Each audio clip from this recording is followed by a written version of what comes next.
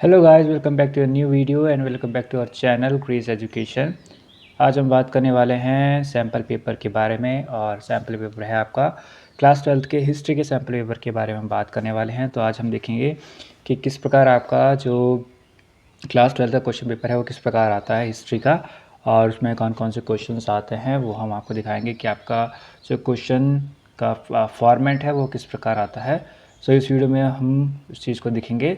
Video में आगे बढ़ने से पहले मैं आपसे रिक्वेस्ट करूंगा, प्लीज़ आप चैनल को सब्सक्राइब करें। जितने भी स्टूडेंट, जितने भी बड़े छोटे बड़े जितने भी हैं, चैनल को सब्सक्राइब करें ताकि मैं आपके लिए ऐसे वीडियोस बनाता रहूं और आपके लिए इसी तरह की इम्पॉर्टेंट वीडियोस, क्वेश्चन आंसर्स जो भी हैं आपके एग्ज़ाम के लिए उसको हम बना सकें। सो प्लीज़ चैनल को सब्सक्राइब करें। बढ़ते हैं आगे वीडियो में। सो ये है आपका हिस्ट्री का जो आपका पेपर है, इसका कोड है 315। आगे हम फटाफट आगे बढ़ते हैं और हम देखेंगे आपका जो क्वेश्चन है वो किस प्रकार आता है।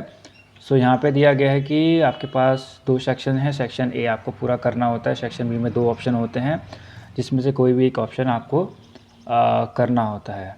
सो सेक्शन ए में हम देख सकते हैं कि आपके पास जो है क्वेश्चन नंबर 1, 2, 3, 4 है, जिसमें आपको दिया है जैसे name the two sects of Buddhism, बौद्ध धर्म के दो संप्रदायों के नाम लिखिए।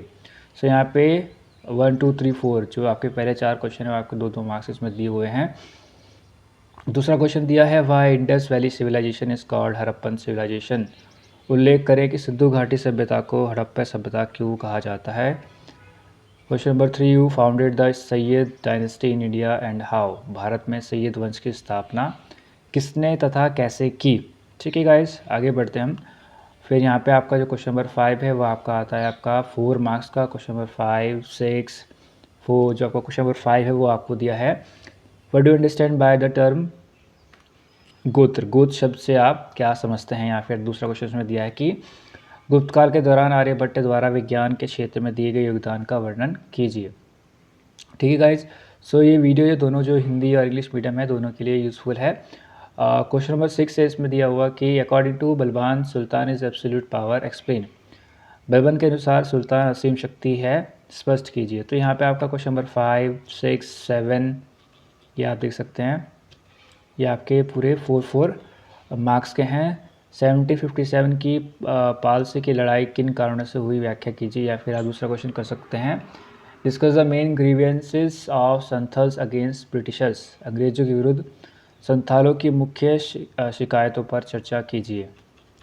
सो ये सब आपके क्वेश्चंस हैं जो कि आपके 4 मार्क्स के हैं। अभी क्वेश्चन नंबर 8 और 9 ये भी आपका जो है 4 मार्क्स का है। Why did Tilak use religion to propagate nationalist ideas to people. लोगों में राष्ट्रवादी विचारों के प्रचार में तिलक ने धर्म का उपयोग क्यों किया। औपनिवेशिक शासकों के दौरान प्रारंभिक कांग्रेस के क्या सरोकार थे, व्याख्या कीजिए। सो गाइस, जितने भी स्टूडेंट ये वीडियो देख रहे हैं ये सब आप देख सकते हैं। इसमें क्वेश्चन नंबर 9 भी आपका 4 मार्क्स का इसमें दिया है कि mention the main causes of the first world war, what factors contribute to the development of globalization. तो यहाँ पे आपके पास चॉइस है, आप कोई भी क्वेश्चन कर सकते हैं।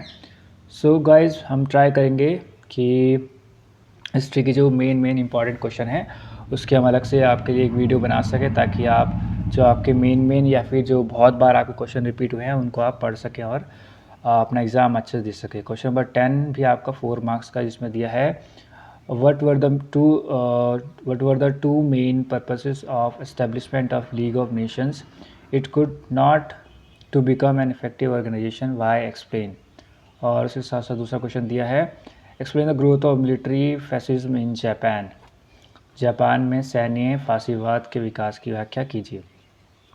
सो जैसे कि आप देख सकते हैं कि अभी आपके पास जो है सिर्फ 4 मार्क्स के क्वेश्चंस हैं। यहाँ पे आपके पॉइंट क्वेश्चन नंबर 11 तक आपका जो है वो सब आपका 4 मार्क्स के क्वेश्चन चल रहे हैं। अब आपका है नेक्स्ट क्वेश्चन नंबर 12, जिसमें आपके पास जो है describe the important feature of Ashoka धामाज।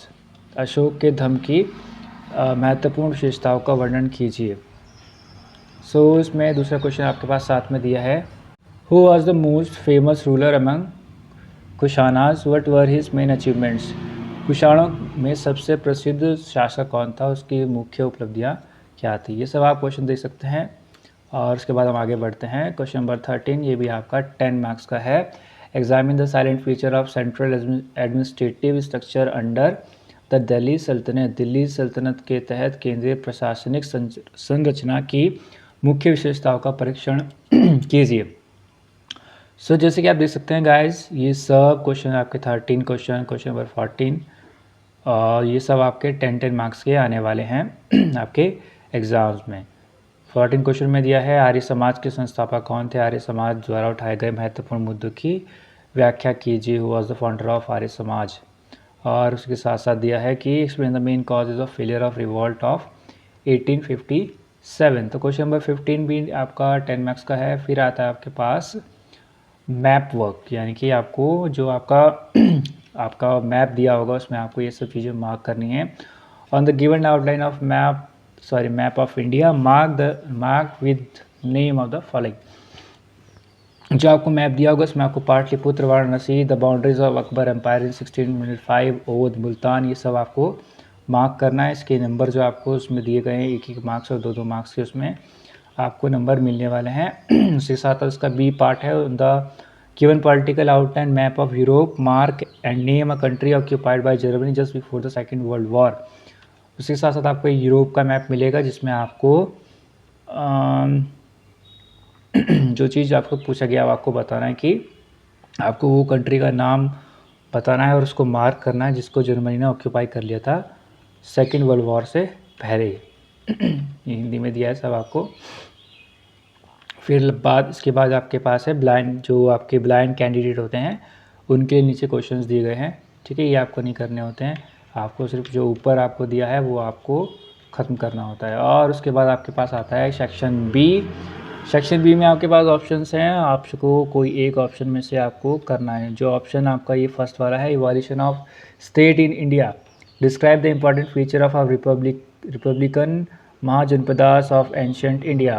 प्राचीन भारत में किसी एक गणतंत्र महाजनपद की महत्वपूर्ण विशेषताओं का वर्णन कीजिए। तो ये आपका 4 मार्क्स का क्वेश्चन है। फिर इसके साथ साथ इसमें ऑप्शन है आपके पास कि मध्यकाल में शाही दरबार के किन्हीं 4 महत्वपूर्ण नाट्य के दृश्यों का वर्णन कीजिए। फिर आपके पास क्वेश्चन नंबर 18 है, ये आपका 10 मार्क्स का है। Explain the development of currency system in medieval India. मध्यकालीन भारत में मुद्रा प्रणाली के विकास की व्याख्या कीजिए। सो इस तरह से आपके पास क्वेश्चन आने वाले हैं।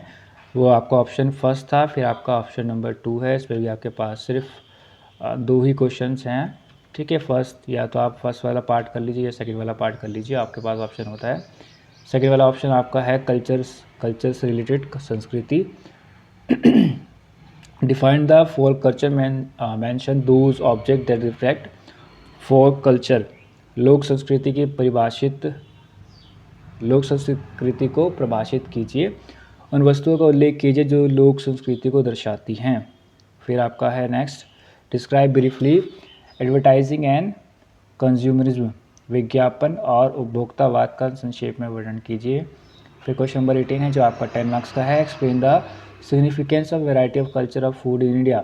भारत में भोजन की विभिन्न प्रकार के संस्कृति के महत्व को समझाइए। Explain the significance of colour in traditional Indian textile. पारंपरिक भारतीय वस्त्रों में रंगों के महत्व को स्पष्ट कीजिए। सो यहाँ तक आपका क्वेश्चन पेपर है, ठीक है। सो सेट जो आपका सेट ए है वो आपको पूरा करना है। सेट बी में आपके पास जो है जो आपका सेक्शन बी है उसमें आपको जो है ऑप्शंस मिल जाएंगे, उसमें से आपको कोई एक ऑप्शन करना होगा, ऑप्शन 1 या फिर ऑप्शन 2 कोई एक करना होगा। सो इस वीडियो में इतना ही गाइज, हम मिलते हैं नेक्स्ट वीडियो में। और अगर आपको वीडियो अच्छा लगा हो प्लीज़ चैनल को सब्सक्राइब करना ना भूलें और वीडियो को लाइक करें, कमेंट करें कि आपको और किन टॉपिक्स के ऊपर वीडियो चाहिए ताकि हम आपके लिए और भी यूजफुल वीडियोस लाते रहें। मिलते हैं नेक्स्ट वीडियो में, तब तक के लिए बाय बाय। ठोक दीजिए, 5000 लौटे दिख जाना चाहिए।